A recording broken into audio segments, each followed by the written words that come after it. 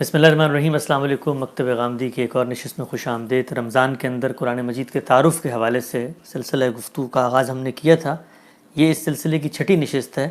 گزشتہ نشست میں ہم نے غامدی صاحب سے قرآن مجید کے منتقل ہونے کے ذریعے کو جانا تھا، اور یہ جانا تھا کہ ایک عام مسلمان کیسے اس اعتماد کی جگہ پہ کھڑا ہو سکتا ہے اور وہ یہ کہہ سکتا ہے کہ قرآن وہی کتاب ہے جو اللہ کے رسول کو دی گئی تھی۔ غام صاحب، آپ نے گزشتہ نشست میں فرمایا تھا کہ اجماع اور تواتر قولی کے ذریعے یہ کتاب ہمیں ملی ہے۔ تو یہ بتائیے کہ پھر آپ نے فرمایا تھا کہ یہ کوئی دینی اصطلاحات نہیں ہیں، یہ علم کے نقل کی اصطلاح ہے، تو ہم اس کو مثال سے کیسے دنیا کو بتا سکتے ہیں؟ یعنی کسی اور کتاب کے بارے میں ہم یہ کہہ سکتے ہیں کہ یہ بھی اجماع اور قولی تواتر سے ملی اور ہم اس پر اعتماد سے کھڑے ہیں، جیسے غالب کا نسخہ ہے، جیسے داس کیپٹل ہے، تو مثال سے ہم دنیا کو کیسے بتائیں کہ قرآن بھی اسی نوعیت کی کتاب ہے جیسی باقی کتابوں پہ ہمارا اعتماد ہے؟ یہ جو قولی تواتر ہے، اس میں تو یہ کتاب دنیا میں بالکل منفرد ہے۔ یعنی شاید دنیا میں کوئی ایک آدھ کتاب آپ کو مل جائے، یا کوئی دو چار لوگ مل جائیں، کوئی آدمی یہ کہے کہ مجھے پوری پیراڈائز لاسٹ یاد ہے، یا کوئی یہ کہے کہ مجھے تو اقبال کا کلام پورا کا پورا یاد ہے، یا کوئی یہ کہے کہ میں تو دیوان غالب کی 50 غزلیں آپ کو زبانی سنا سکتا ہوں۔ تو یہ چند لوگ ہوں گے، اس وجہ سے اس کے تواتر کا تو کوئی سوال ہی نہیں۔ یعنی دنیا کی اور کسی کتاب میں ایسا معاملہ پیش ہی نہیں آیا کہ سینکڑوں ہزاروں لوگ نسلاً بعد نسلاً اس کو پورا کا پورا شروع سے آخر تک یاد کر کے سنا رہے ہیں۔ تو یہ تو کسی کتاب کے ساتھ ہوا ہی نہیں۔ کتابوں کو تحریری تواتر حاصل ہوا ہے، یعنی عملی تواتر ایک لحاظ سے آپ کہہ سکتے ہیں۔ لکھے ہوئے ایک چیز لکھی گئی ہے نا، تو لکھی ہے تو ایک مثال کے طور پر ایک مصنف کے زمانے میں اس کے 10,000 نسخے تیار ہو گئے، تو اب ظاہر ہے کہ وہ 10,000 نسخوں سے پھر آگے لکھنے والے لکھ رہے ہیں، تو تحریر میں بھی ایک طرح کا تواتر پیدا ہوتا ہے۔ تو یہ چیز پرانے زمانے میں تو کتابوں کو اس طرح سے حاصل نہیں ہو پاتی تھی۔ اسی وجہ سے آپ جب پرانے نسخے دیکھتے ہیں تو ان میں بڑے اختلافات نظر آ جاتے ہیں آپ کو۔ بخاری کے معاملے میں فلاں جگہ یہ نسخہ تھا، فلاں جگہ یہ نسخہ تھا۔ موطا کے معاملے میں 4 بڑی بڑی اس کی روایتیں موجود ہیں، اور اس طرح کی جتنی چیزیں ہیں، اسی طرح دیوان غالب کے معاملے میں بھی ہے۔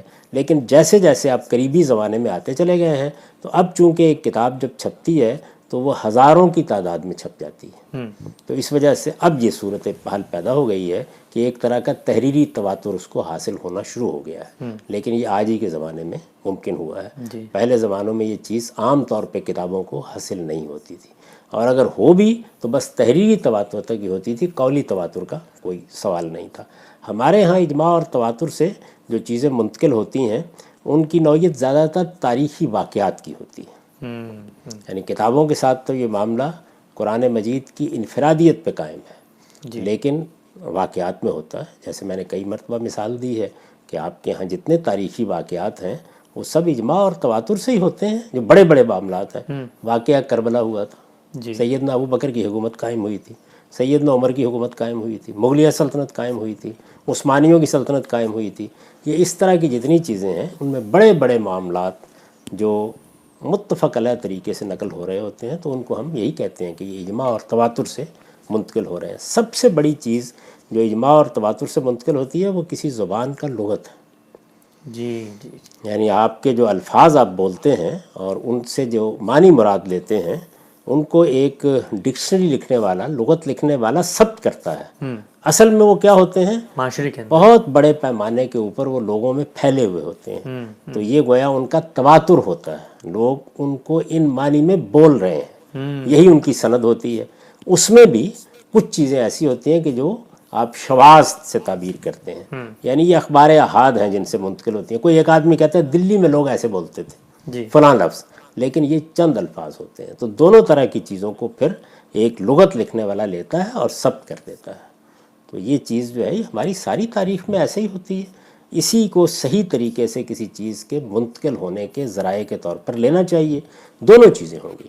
اخبار احاد سے، اخبار احاد کا مطلب ہے 1 2 4 لوگ بیان کر رہے ہیں، تو وہ تو ظنی علم ہی ہوگا۔ لیکن جب وہ چیز اجماع اور تواتر کے درجے میں پہنچ جاتی ہے تو پھر ہم کہتے ہیں کہ یہ تو یقینی بات ہے۔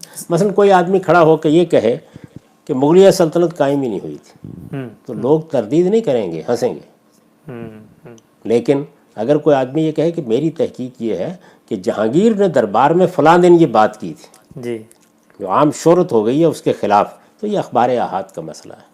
اس میں کتابیں کھل جائیں گی، تحقیق کی جائے گی، ہو سکتا ہے صحیح ہو سکتا ہے غلط ہو، اس کے بارے میں دو رائیں ہو سکتی ہیں۔ لیکن یہ کہ مغلیہ سلطنت قائم ہوئی تھی، جہانگیر بادشاہ مقرر ہوا تھا، شیر شاہ سوری نے تختہ الٹ دیا تھا، ہمایوں چلا گیا تھا، واپس آ گیا تھا، وہ اسٹیبلش فیکٹ ہوتے ہیں۔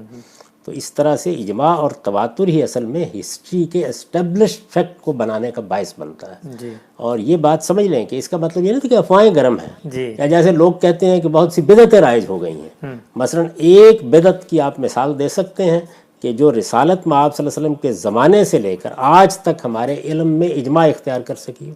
نہیں، کوئی سوال ہی نہیں پیدا ہوتا، بلکہ علم تردید کر رہا ہوتا ہے کہ یہ چیز تو فلاں دور میں پیدا ہوئی ہے، یہ فلاں دور میں پیدا ہوئی ہے، سب بتا رہے ہوتے ہیں۔ بلکہ ہم سے ایک مثال ذہن میں آئی، یہ کہا جاتا ہے، عام طور پہ سمجھا جاتا تھا کہ بچے جب پیدا ہوتے ہیں تو ان کے کان میں اذان دینے کی جو روایت ہے یہ سنت کے طور پہ رسول اللہ نے جاری فرمائی ہے، لیکن جب آپ نے بھی تحقیق کی، باقی لوگوں نے بھی کی، تو معلوم ہوا کہ یہ بھی کچھ عرصے بعد ہی شروع ہوئی۔ اس کا معلوم ہو گیا کب شروع ہوئی، یعنی پتہ چل گیا۔ تو ایسا ہو نہیں سکتا، کوئی چیز وجود میں آئے گی، یا پھر آپ کہیے کہ رسالت مآب صلی اللہ علیہ وسلم بھی کسی پری ہسٹورک دور سے تعلق رکھتے ہیں۔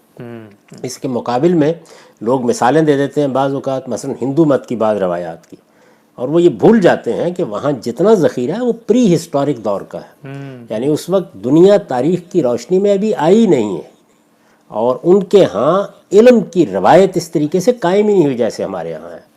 اگر رسالت مآب صلی اللہ علیہ وسلم بھی پری ہسٹورک دور میں ہوتے تو نہ اجماع واقع ہو سکتا تھا، نہ تواتر واقع ہو سکتا تھا، ممکن ہی نہیں تھا۔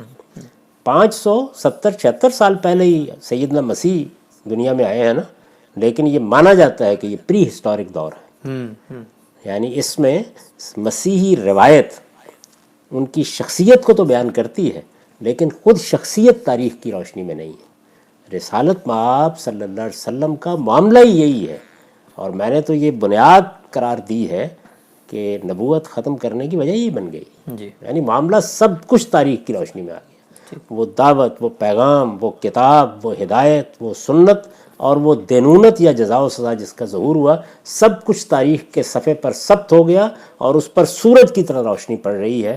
اب کوئی ضرورت نہیں ہے کہ لوگوں کو بار بار اس امتحان میں ڈالا جائے کہ وہ آنے والے پیغمبر پر ہی مان لائے۔ ٹھیک، اچھا، ابھی آپ نے فرمایا، دو اصطلاحات استعمال کی کہ اجماع و تواتر سے جو بات پہنچتی ہے وہ قطعی ہوتی ہے۔ قطعی کا مطلب ایبسولوٹ کوئی ڈاؤٹ نہیں ہے اس کے اندر۔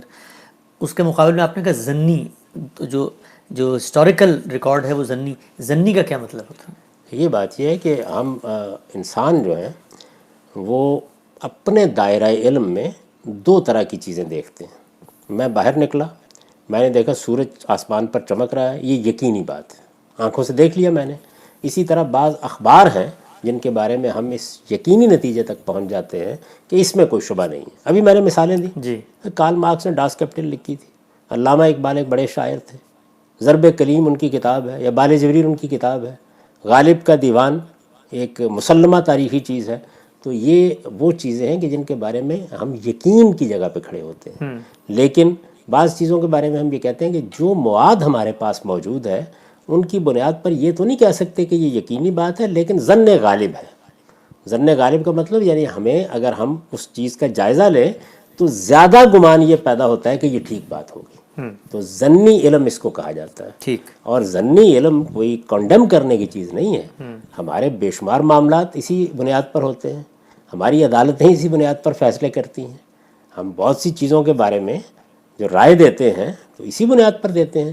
اس وقت آپ دیکھ رہے ہیں کہ پوری کی پوری دنیا کرونا کے خلاف لڑ رہی ہے، تو اس میں ہم یقینی جگہ پر نہیں کھڑے کہ اس میں کیا کرنا ہے، لیکن ظن غالب کی جگہ پر کھڑے ہیں اور بعض احتیاطیں کر رہے ہیں، اندازے لگائے جا رہے ہیں، یعنی جو ہمارے پاس ذرائع ہیں ان ذرائع سے ماہرین اندازہ کرتے ہیں کہ اچھا یہ طریقہ اختیار کیا جائے۔ اچھا، اسی طرح ہر روز معلومات میں کچھ تبدیلی بھی آتی جاتی ہے، تو یہ ظنی علم ہے۔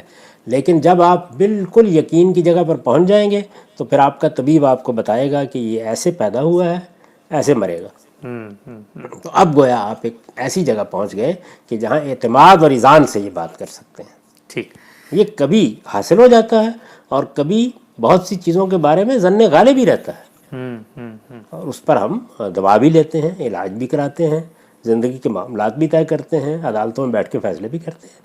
تو ظن غالب اس کو کہا جاتا ہے۔ ٹھیک، اور خدا نے جو اپنا دین ہے وہ چونکہ اس نے فیصلہ کرنا تھا لوگوں کے ظن غالب کا اور لوگوں کے جو پرسیپشن ہے ان کا، تو وہ قطعی اور ایبسلوٹ ذرائع سے ہم تک پہنچا ہے.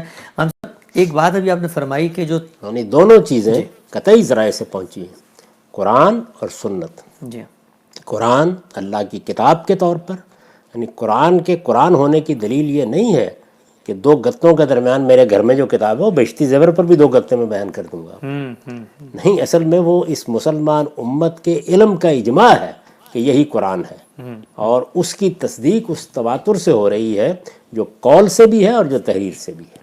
ٹھیک. یہی معاملہ سنت کا ہے. لوگ پوچھتے ہیں وہ کہاں پائی جاتی ہے؟ وہ امت کے عمل میں پائی جاتی ہے، وہ امت کے علم میں پائی جاتی ہے.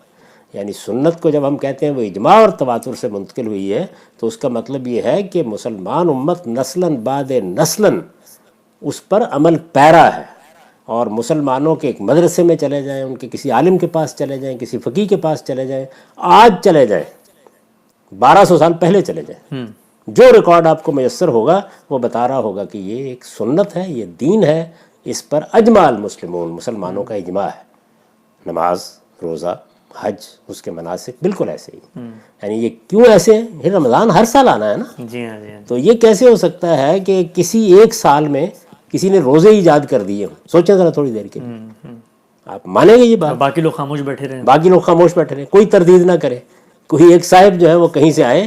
نہیں، یہ روزے وہی ہیں جو اللہ نے فرض کیے، وہی ہیں جن کی پیغمبر نے روایت قائم کی. یہ رمضان میں اسی طریقے سے مسلمان رکھ رہے ہیں، یہ سب موجود ہے. اور یہ جس طریقے سے میں نے عرض کیا نا کہ اسی اجماع اور تواتر کو لغت کے معاملے میں ایک ڈکشنری لکھنے والا، لغت لکھنے والا ابن منظور ہے یا کوئی اور ہے، وہ ثبت کر دے گا. بالکل اسی طریقے سے ہمارے مسلمانوں کے جو اہل علم ہیں، انہوں نے جب دین کو بیان کرنا شروع کیا تو انہوں نے اس سب کچھ کو ثبت بھی کرنا شروع کر دیا. تو ہمارے ہاں جو فقہا ہیں، علماء ہیں، وہ جب دین بیان کرتے ہیں تو یہ سنت کا پورا ریکارڈ یہ صفحہ کرتاس پر بھی ثبت ہو جاتا ہے.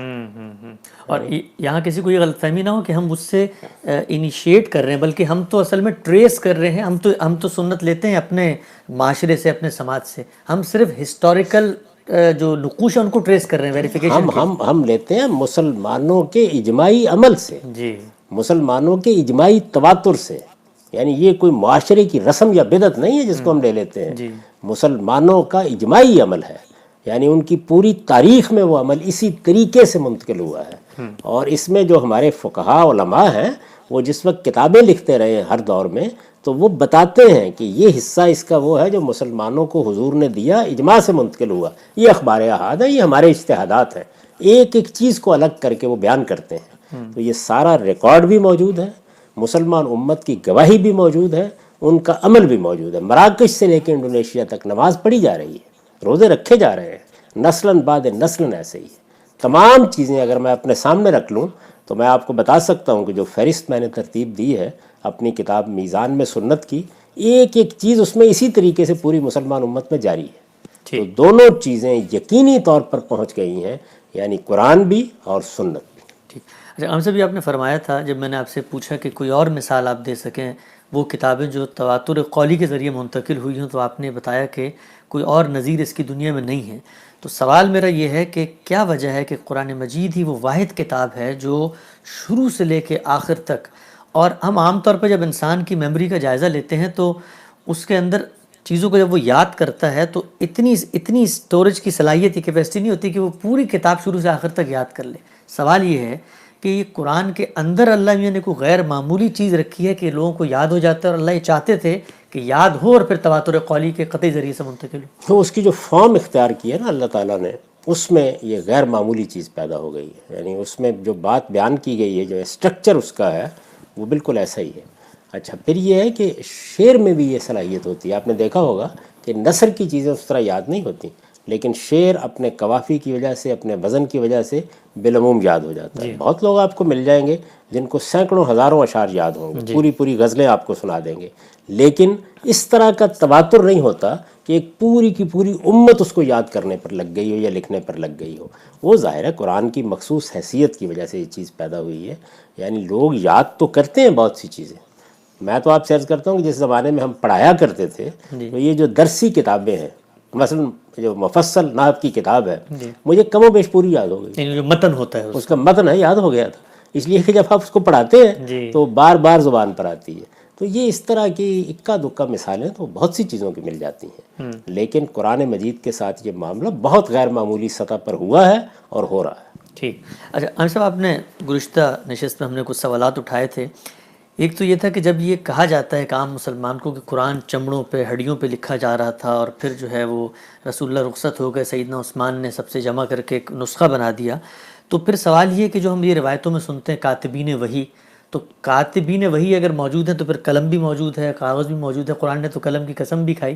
تو کیا مطلب کہ چمڑے ہڈیوں پہ لوگ لکھتے تھے کہ صفحے وغیرہ بھی موجود تھے؟ پری ہسٹورک دور تو نہیں ہے؟ قرآن مجید تو خود کاغذوں کا ذکر کرتا ہے. جی، یعنی وہ کاغذ کس طرح کے تھے، کیسے بنے. ظاہر ہے کہ جو آج آپ کاغذ دیکھتے ہیں اس کے مقابلے میں بڑا مختلف تھا، لیکن کراتیس کا، کرتاس کا خود قرآن ذکر کرتا ہے. دنیا بھر میں یہ چیز مسلمہ ہے کہ اگر کسی تصور کے لیے یا شے کے لیے لفظ لغت میں موجود ہے تو چیز موجود ہے. بڑی اہم بات. تصور موجود ہے. جی. تو اس وجہ سے یہ سب موجود تھا، البتہ بہت وافر مقدار میں نہیں تھا. تو اس وجہ سے لوگ چمڑے پر بھی لکھ لیتے تھے، یا اور کوئی چیز لکھنے کی چیز میسر آ گئی اس پر بھی لکھ لیتے تھے. تو سب چیزوں پر لکھتے تھے جو بھی تھا. لیکن مصاحف کا ذکر آتا ہے، وہ مصاحف مرتب شکل میں ہیں. آپ تاریخ میں بعد میں دیکھیے کہ لوگوں کے گھروں میں ہیں تو وہ کیا ہیں، یعنی وہ ہڈیاں اکٹھی کی ہوئی ہیں لوگوں نے. باقاعدہ طریقے سے مرتب منظم قرآن مجید ہے جو ان کے پاس موجود ہے. ٹھیک. اچھا ہم صاحب، خود یہ بات جو ہے وہ اس بات کی گواہی دیتی ہے کہ لوگوں میں اتنی چاہت اور اتنی لوگوں کو احساس ذمہ داری ہے کہ کوئی لفظ رہ نہ جائے. اگر وہ ہڈی پہ لکھتے بھی تھے تو اس کا مطلب وہ محفوظ کرنا چاہ رہے تھے اس کو. یا اگر تھوڑی دیر کے لیے اس بات کو مان بھی لے، لیکن یہ ہے کہ کاغذ اتنا بھی نایاب نہیں تھا کہ لوگوں کو ہڈیاں ہی دستیاب ہوں اور ان پر لکھیں. وہ ایسا نہیں ہے بالکل بھی. تاہم ہو سکتا ہے کسی موقع پر کسی نے کوئی یادداشت اس طریقے سے بھی اپنے ہاں لکھ لی ہو، ورنہ کاغذ موجود تھا. اور وہی کاغذ تھا جس کے آپ بہت سے آثار اب عجائب گھروں میں بھی دیکھتے ہیں. ابھی جو برمنگم یونیورسٹی میں قرآن مجید کے وہ اوراق محفوظ کیے گئے ہیں تو وہ کوئی ہڈی یا چمڑا نہیں ہے، اس طرح سے کاغذ ہے باقاعدہ بنا ہوا، اسی پر لکھا ہوا. اور یہ تو نہیں ہو سکتا کہ ایک دن وہ کاغذ پیدا ہو گیا ہوگا. آخر کاغذ کی ایک روانی ہوگی، لوگ لکھ رہے ہوں گے اس کو، تو موجود ہوگا کاغذ. اس کا بہت ذکر آتا ہے، عربی شاعری میں آتا ہے، تاریخ میں آتا ہے. یہ بھی ایسے ہی افسانہ ہے. ایک چیز اتنی نہیں ہے بڑی مقدار میں، تو اس وجہ سے دوسری چیزیں بھی لکھنے کے لیے استعمال ہوتی ہیں. یعنی چمڑا بھی استعمال ہو جاتا ہے، ایسے ہی کپڑا بھی استعمال ہو جاتا ہے. تو یہ ہر جگہ رہا ہے. ایک لمبے عرصے تک دنیا میں آپ دیکھتے ہیں کچھ چیزیں چمڑے پر، کچھ کپڑے پر لکھی جاتی تھی. یہ جو چیز بھی آپ کو ایک کرتاس سا بنا دے تو اس پر لوگ لکھتے تھے عام طور پہ. تو قرآن مجید کے بارے میں بھی ایسے ہی ہوا.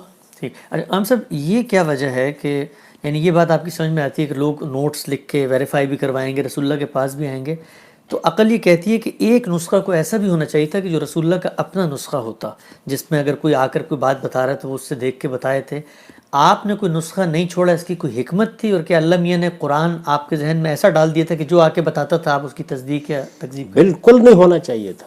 اس سے تو فطرہ پیدا ہو جاتا. جی. اچھا. کون محفوظ کرتا اس نسخے کو؟ لڑائیاں ہوتی، لوگ اس پر کروبیاں مقرر کیے جاتے، فرشتے مقرر کیے جاتے. یعنی اتنا بڑا فتنہ پیدا ہوتا. اس کے نتیجے میں حضور نے بالکل درست کیا کہ ایسا کوئی نسخہ نہیں مرتب کرایا، لوگوں پر چھوڑ دیا. اور اس اعتماد کے ساتھ وہ منتقل ہوا ہے کہ یہ مسلمان امت اس کی حفاظت کرے گی. آپ سوچیں ذرا تھوڑی دیر کے لیے. یعنی یہ قرآن مجید آج اس طرح کا نسخہ ہوتا اتنے سوالات پیدا ہو جاتے کہ آپ سوچ نہیں سکتے. یعنی ہم قرآن مجید چھاپ کے لاتے، شائع کر کے لاتے، اب پتہ چلتا جی وہ نسخہ کون سا ہے، اس سے ملانا ہے، محفوظ بھی ہے یا نہیں، کسی جنگ میں باقی بھی رہ گیا، چوری تو نہیں ہو گیا، کوئی اٹھا تو نہیں لے گیا. کیا کیا کرتے اس کے بارے میں. قرآن مجید کے لیے جو بندوبست کیا گیا ہے وہ اتنا لافانی بندوبست ہے کہ اس میں ادنا درجے آپ رکھنا تلاش نہیں کر سکتے. ٹھیک. اچھا ہم سب گزشتہ نشست میں جی سوچیں ذرا تھوڑی دیر کے لیے کہ وہ نسخہ رسالت میں آپ صلی اللہ علیہ وسلم ترتیب دے دیتے تو آپ کو آپ کے زمانے میں تو بڑی آسانی نظر آ رہی ہے کہ آپ گئے، آپ نے جا کے دیکھ لیا اس نسخے کو. لوگ حضور سے پوچھتے ہیں، اگر کوئی غلط فہمی ہے تو آپ دور کرتے ہیں. دوسرے صحابہ سے پوچھتے ہیں، اس لیے کہ وہ قرآن مجید اس طریقے سے لوگوں کے سینوں میں جا چکا ہے، فی صدور اہل العلم، لوگوں کے علم والوں کے سینوں میں موجود ہے قرآن مجید. تو وہ محفوظ ترین جگہ ہے جہاں وہ ہے، اس کو کوئی چور چرا نہیں سکتا، کوئی حملہ آور کرنے والا اٹھا نہیں سکتا. مسجد نبوی اگر 10 دن تک بلوائیوں کے قبضے میں بھی رہے تو وہ کہیں غائب نہیں ہو سکتا. سوچیں، تاریخ پڑھیں اور دیکھیں کہ یہ نسخہ مرتب کرنے کا کام کیا جائے تو ہوتا کیا. یہی بات ہمارے یہاں مستشرقین کی سمجھ میں نہیں آتی، وہ نسخے تلاش کر رہے ہیں. اچھا، اس کے بعد کوئی نسخہ کہیں سے مل جاتا ہے، اس میں کوئی ایک آیت اوپر نیچے ہوتی ہے تو خیال کرتے ہیں کہ اس میں تو اختلافات تھے. بھائی میں آپ کو آج تاج کمپنی کے چھپا ہوا نسخہ دکھاتا ہوں، اس کے اندر بعض جگہوں پہ غلطی رہ گئی ہوئی، اس سے کیا فرق پڑتا ہے؟ اصل میں اس غلطی کی تصحیح بھی یہ مسلمان امت جو ہے اپنے اجماع اور تواتر سے کر رہی ہے، وہ باقی نہیں رہتی. تو نسخے کو آپ غلطیوں سے کیسے محفوظ کرتے، نسخے کو آپ شہادت میں کیسے پیش کرتے، نسخے کی آپ حفاظت کے لیے کیا بندوبست کرتے، یہ بات آج لوگ بیٹھ کے اس طرح بات کر دیتے ہیں. اللہ تعالیٰ نے غیر معمولی اہتمام کیا، وہ اہتمام کیا ہی نہیں کہ جس میں کوئی رکھنا تلاش کیا جا سکے. ٹھیک. ہم صاحب ایک اور اہم سوال یہ کہ جس وقت ہم کسی چیز کو یاد کرتے ہیں، مثلا میں نے اگر کوئی نظم یاد کی، آپ کی کوئی نظم یاد کی، کسی کی نظم یاد کی، تو مجھے وہ شاعر آ کر یہ کہے کہ اس نظم میں جو تم نے اشعار یاد کیے تھے، انسانی دماغ جو ہے وہ میموری کو یعنی بٹس میں کیپچر کر رہا ہوتا ہے، ایک شعر، دوسرا شعر، تیسرا شعر. وہ مجھے کہے کہ یہ جو آخری کے 2 شعر ہیں یہ پہلے پڑھو اور پہلے کا شعر آخر میں پڑھو، تو سارا جو حفظ کا میرا سٹرکچر ہے وہ بالکل ٹوٹ جائے گا. تو جب ہم یہ کہتے ہیں کہ قرآن ایک ترتیب سے نازل ہوا لیکن اس کی ایک دوسری ترتیب بھی ہوئی جو توقیفی ترتیب ہے، تو پھر حفاظ کا حفظ کیا ہوا تو سارا ڈسٹارٹ ہو گیا ہوگا. نہیں، لیکن صورت لوگ یاد کر رہے ہیں نا، اس کا یہ عمل کہ اب اس کو اس ترتیب کے ساتھ یاد کرنا ہے، یہ تو ہوا ہی آخری 2 سالوں میں. یعنی اب ترتیب کے ساتھ، ترتیب کی اگر آپ بات کر رہے ہیں، رہ گئی یہ بات کہ کسی جگہ کسی کو بتایا گیا کہ یہ حصہ جو ہے فلاں سورہ میں شامل کر لیجئے، تو یہ 5 7 10 مقامات ہیں. یعنی یہ آیت اس آیت کے ساتھ ملا کر پڑھنے سے روزے کی آیت ہے. جی بالکل، یہ 5 10 مقامات ہے، کچھ بھی نہیں ہے اس میں. اور وہ لوگ اس کی تصحیح کر لیتے تھے، پھر سنانا شروع کر دیتے تھے، پھر بار بار یاد کرتے تھے. وہ آج بھی حافظوں کو بعض اوقات غلطی لگ جاتی ہے، سب چیزیں ہوتی ہیں، ایک دوسرے کی تصحیح ہوتی رہتی ہے. یعنی وہ اتنے بڑے پیمانے پر اس کو پھیلا دیا گیا کہ جس میں اس طرح کی غلطی پر قائم رہنے کے امکانات ختم ہو گئے. تو اس لیے یہ تو ورق پھاڑ دیجئے کہ کوئی نسخہ خدا نخواستہ ایسا ہوتا، یہ مسلمان امت کبھی بھی قرآن مجید کے معاملے میں اس یقین و اذعان پر کھڑی نہیں ہو سکتی تھی جیسے ہم آج کھڑے ہیں. کوئی ضرورت نہیں ہوتی. ہم جب اب قرآن مجید چھاپتے ہیں، قرآن کو شائع کرتے ہیں، قرآن پڑھتے ہیں، کبھی تردد ہی نہیں ہوتا کہ جا کے فلاں نسخے سے ملانا ہے. اور وہ وہاں پڑا ہوا ہے، استنبول کے کسی عجائب گھر میں پڑا ہوا ہے، یا مدینے میں پڑا ہوا ہے، یا فلاں گھر میں پڑا ہوا ہے. سوچئے ذرا تھوڑی دیر کے لیے کیا ہوتا. نہیں، وہ مسلمانوں کے سینوں میں موجود قرآن ہے، وہ ان کے یہاں پھیلا ہوا شائع و زائع قرآن ہے، وہ ان کی ہر جگہ کے اوپر لکھا ہوا قرآن ہے، وہی مل کے اس کو بالکل تصحیح کے ساتھ آگے بڑھا دیتا ہے. ٹھیک. ہم صاحب ہمارے پاس وقت یہاں پر کم رہ گیا ہے اور سوال مجھے لگتا ہے کہ تفصیلی ہے، اس پر میں چاہوں گا کہ اگلی نشست میں آپ سے بات ہو. وہ سوال یہ ہے کہ یہ تو ٹھیک ہے کہ قرآن مجید کا ٹیکسٹ محفوظ ہے، لیکن اس کو جو پڑھنے کے انداز ہیں جس کو قرآن کی قرات کہا جاتا ہے، کیا اس کے بارے میں بھی امت کے اندر یہی نقطہ نظر ہے، وہ ایک ہی ہے یا اور بھی ہیں اس کے علاوہ؟ اس کے ساتھ ساتھ قرآن مجید میں قسمیں کھائی گئی ہیں. عام طور پہ ہم یہ کہتے ہیں کہ بات کو استدلال اور دلیل سے بیان کریں، قسم سے کوئی بات منوائی نہیں جا سکتی، تو قرآن میں 100 سے زیادہ قسمیں کیوں ہیں؟ اور آخری پہلو یہ کہ قرآن مجید کے نظم کی رعایت سے جب ہم آیات کو سمجھتے ہیں تو ایک اصول کو ماننے کے باوجود کیوں مختلف تعویلات سامنے آ جاتی ہیں؟ تو انشاءاللہ اس پر اگلی نشست میں بات کریں گے. ہم سب تک آپ کے وقت کا بہت شکریہ. اچھا.